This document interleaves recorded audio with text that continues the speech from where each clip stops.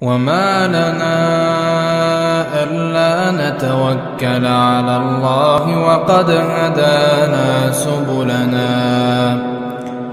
ولنصبرن على ما آذيتمونا وعلى الله فليتوكل المتوكلون.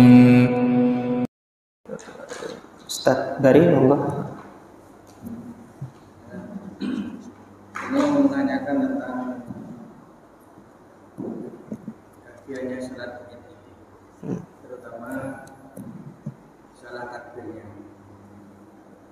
Itu apakah di antara empat mazhab itu ada pandangan yang berbeda tentang hitungannya?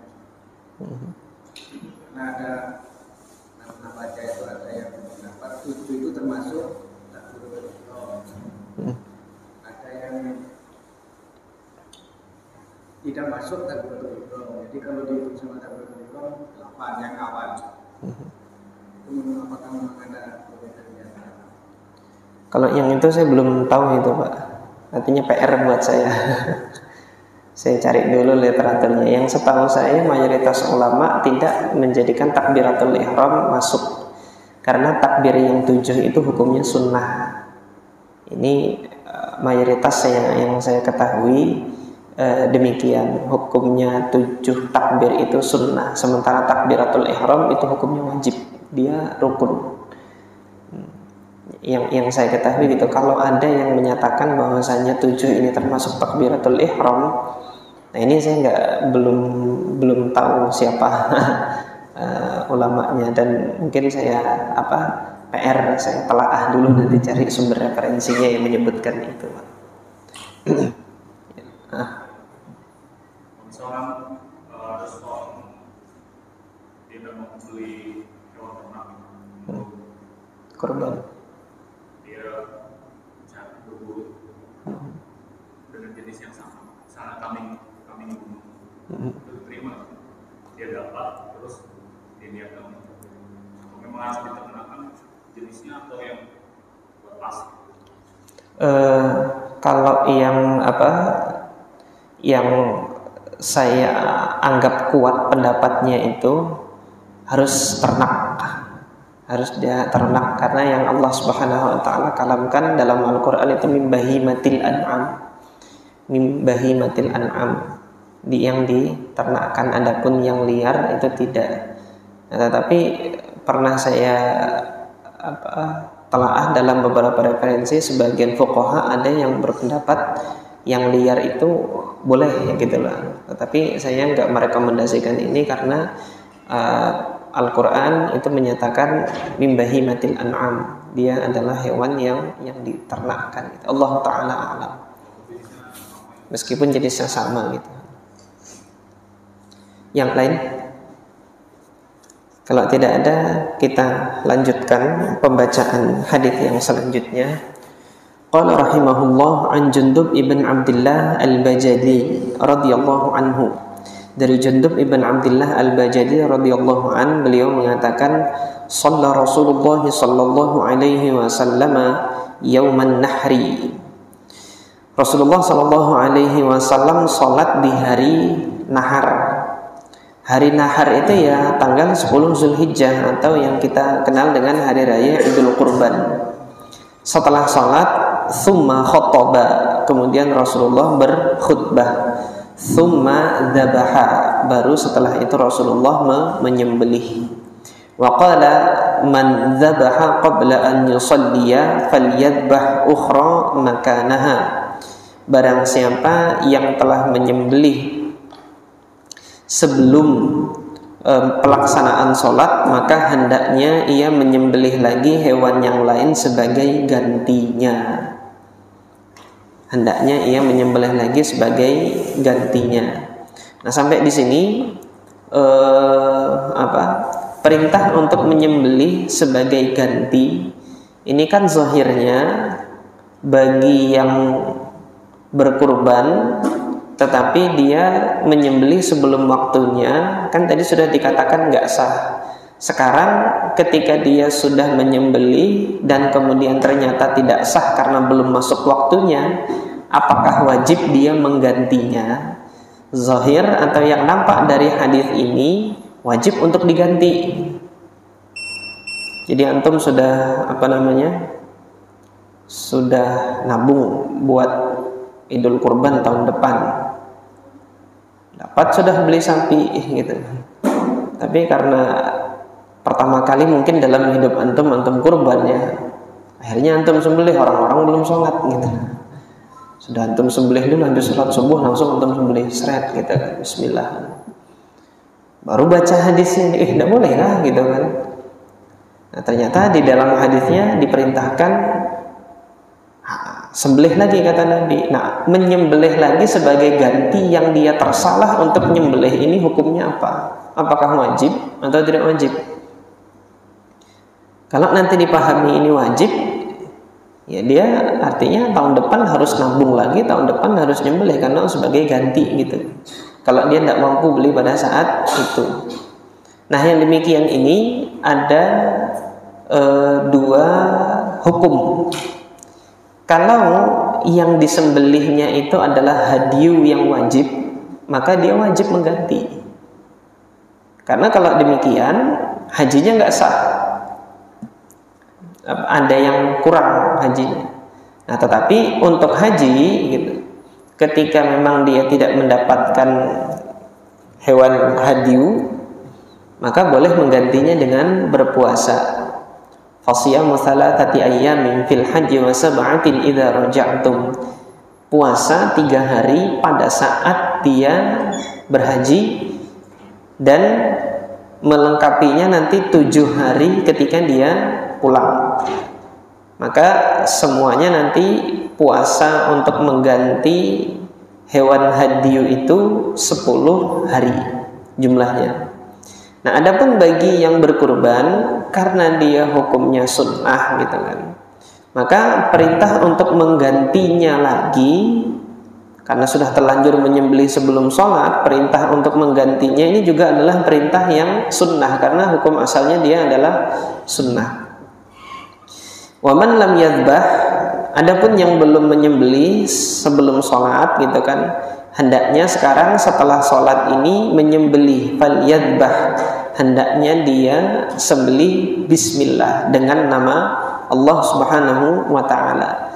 Ini menjadi dalil bahwasanya penyembelihan ini harus dengan bismillah. Penyembelihan yang demikian ini harus dengan bismillah. Harus dengan nama Allah. Ini dalil bagi jumhur ulama bahwasanya penyembelihan ini tidak sah kecuali dengan menyebut nama Allah, khilafan li Syafi'iyah. Adapun mazhab al-Imam Asy-Syafi'i membolehkan sembelihan itu tanpa bismillah. Jadi bismillah itu dalam mazhab Syafi'i sunnah saja. Kenapa kok bisa sunnah? Karena Allah Subhanahu wa taala telah menghalalkan sembelihannya orang ahli kitab yang dia bukan muslim. Kitabiyah, ahli kitab Yahudi dan Nasrani, ketika dia menyembelih sudah dihalalkan oleh Allah Subhanahu wa taala di dalam Al-Qur'an.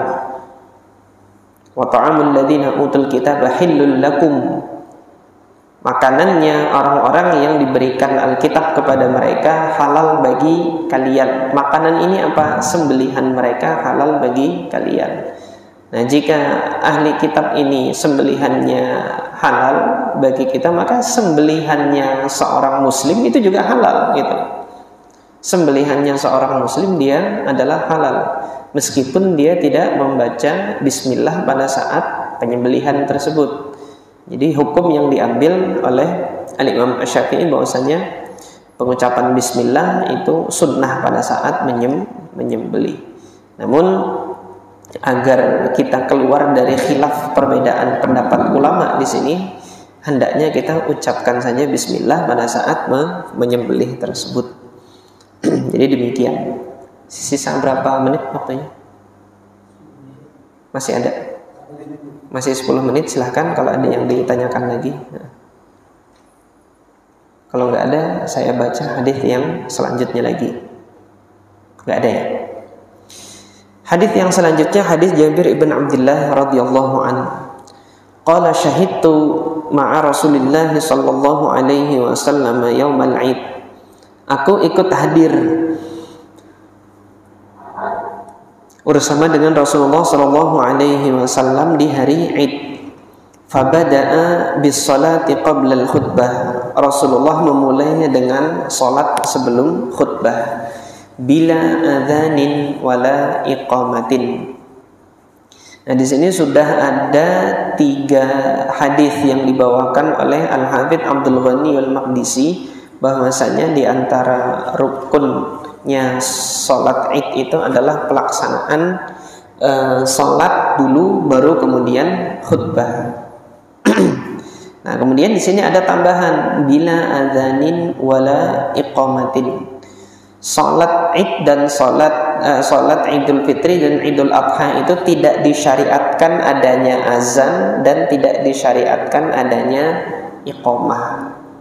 Tidak ada azan dan tidak ada iqamah. Kenapa tidak ada azan dan tidak ada iqamah? Yang demikian aturannya dari Allah dan Rasulnya. Tsumma qama, kemudian Rasulullah itu berdiri mutawakkian ala Bilal, dengan bersandar kepada Bilal. Fa'amara bitaqwallah, dalam khutbahnya Rasulullah sallallahu alaihi wasallam memerintahkan untuk bertakwa kepada Allah Subhanahu wa taala. Wa hatha ala ta'atihi, dan kemudian memberikan nasihat untuk taat kepada Allah Subhanahu wa taala. Wa ma'adzan nas, kemudian memberikan nasihat kepada orang-orang. Wa dzakkarahum, memberikan peringatan kepada mereka. Tsumma madha hatta atan nisa, setelah selesai khutbah, salat sudah selesai, khutbah sudah selesai, Rasulullah mendatangi para wanita. Sampai di sini ini juga sunnahnya bagi seorang dai atau juru dakwah ada menjadikan waktu khusus mendakwahi para wanita, sehingga wanita ini nanti ada majelis yang terpisah dari laki-laki. Dan ini sunnahnya ada di sini, yaitu Rasulullah SAW menjadikan waktu khusus bagi para wanita, majelis khusus untuk para wanita, untuk beliau mendakwahi mereka. Maka Rasulullah apa yang dilakukan? Fawa'adhahunna, Rasulullah memberikan apa? Memberikan nasihat kepada mereka. Wa dzakkarahunna, memberikan peringatan kepada mereka. Faqala ya ma'syaran nisa, wahai sekalian wanita, tasaddaqna, hendaknya kalian bersedekah. Fa inna kunna aktsaru hatabi jahannam, karena kalian ini adalah sebanyak-banyaknya bahan bakar neraka jahanam. Hatab itu kayu bakar.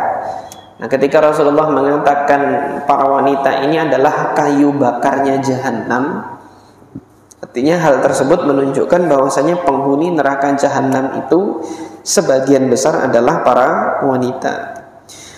Faqamat imra'atun min sitatin nisa. Ada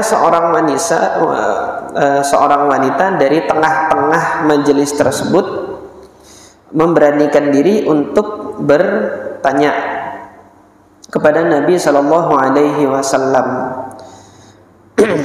Saf'aul khaddaini faqalat, ia mengatakan kepada Nabi sallallahu alaihi wasallam. Nah, ketika disebutkan Saf'aul khaddaini, ini apa?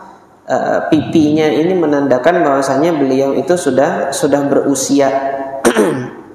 Mengatakan apa? Lima ya Rasulullah, kenapa wahai Rasulullah kok para wanita ini menjadi penghuni jahanam yang paling banyak? Faqala li anna kunna tukthirna syakah, karena kalian ini banyak mengeluh, kata Nabi. Wa takfurnal ashir, dan kalian itu kufur terhadap suami. Jadi banyak mengeluh kepada suami dan banyak kufur terhadap suami. Banyak kufur ini apa? Tidak berterima kasih kepada suami. Jadi bagi para wanita yang merasa nggak pernah kufur terhadap suami, mudah-mudahan tidak termasuk yang ini. Mereka nanti yang banyak kufur terhadap suami itu apa? Tidak berterima kasih kepada suami. Di dalam hadis Abdullah ibn Abbas radhiyallahu anhuma, Nabi SAW menyebutkan gitu kan, kufurnya istri terhadap suami itu apa? Lau ahsanta ila ihdahunna ad-dahra kullah, kata Nabi.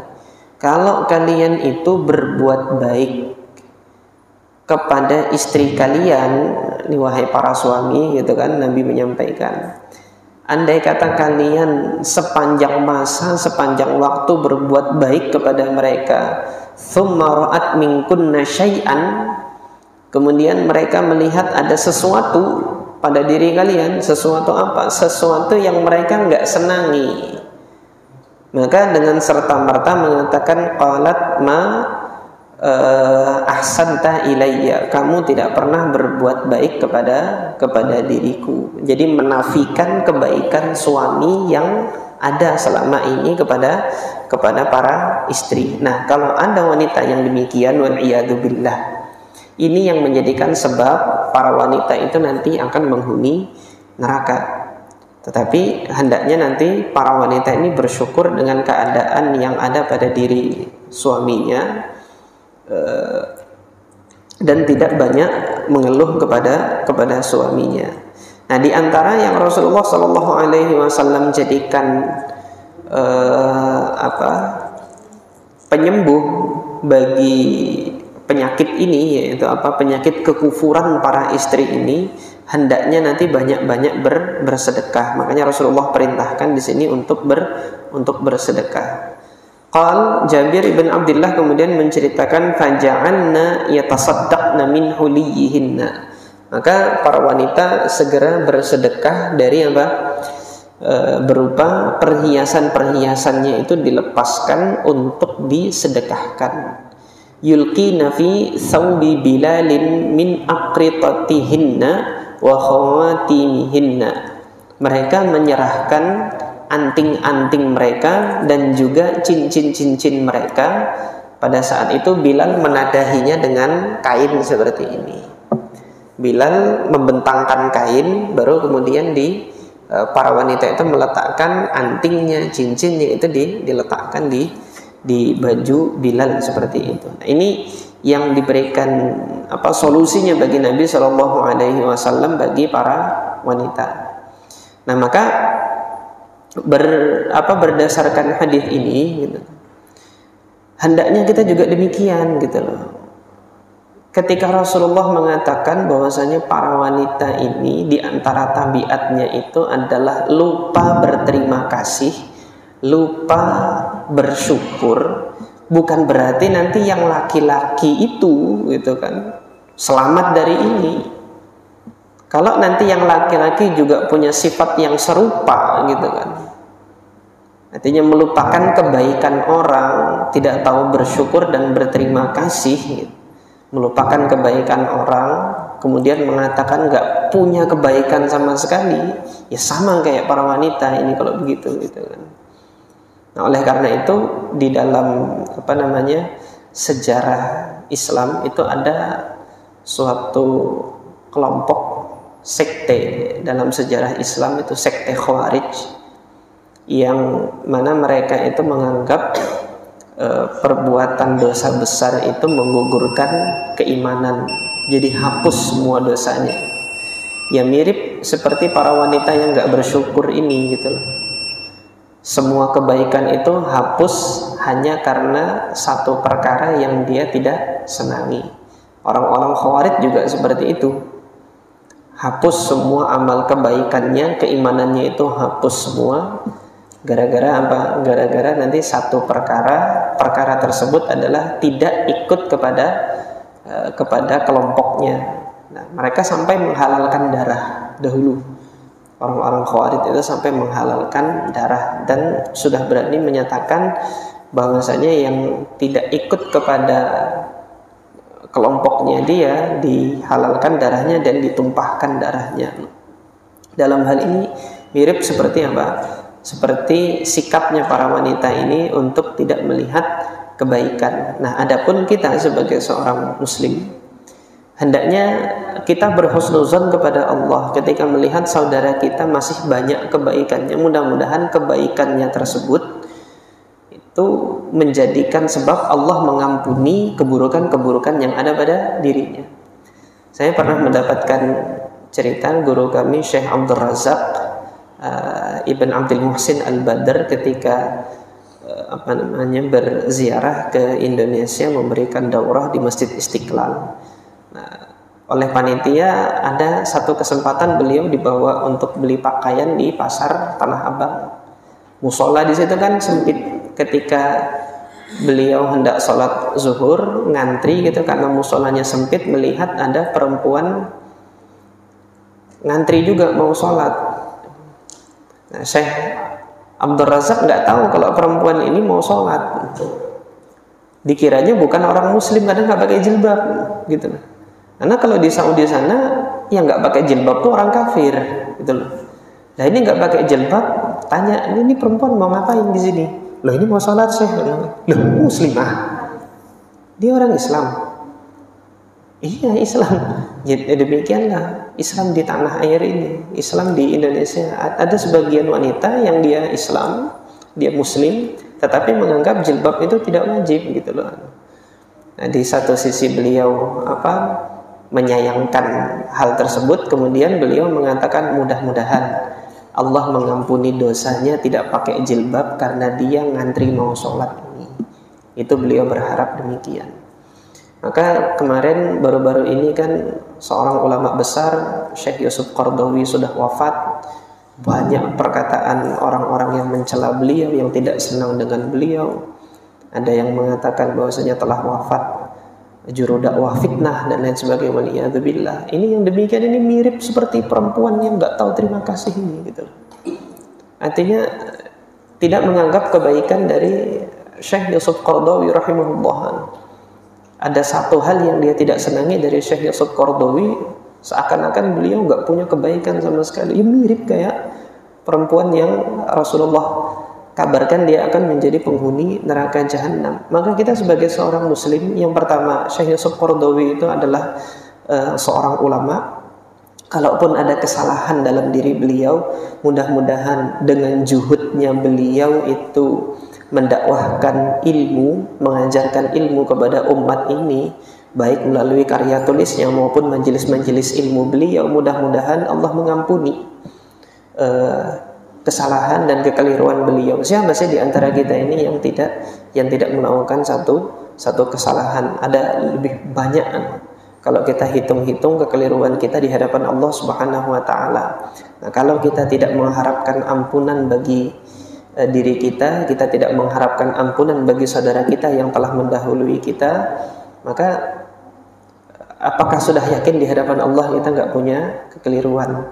Maka sebaik-baik kalimat yang saya dapati di dalam Al-Quran berkenaan dengan wafatnya seorang ulama, meskipun nanti ada kekeliruan yang ada pada diri beliau, yaitu doanya kaum muslimin yang Allah Subhanahu wa taala tegaskan dalam Al-Qur'an, yaitu generasi setelah para sahabat, yaitu generasi para tabi'in yang Allah Subhanahu wa taala kalamkan dalam Al-Qur'an, Rabbana ighfir lana wa li ikhwanina alladhina sabaquna bil iman wa la taj'al fi qulubina ghillan lil ladzina amanu rabbana innaka ra'ufur rahim.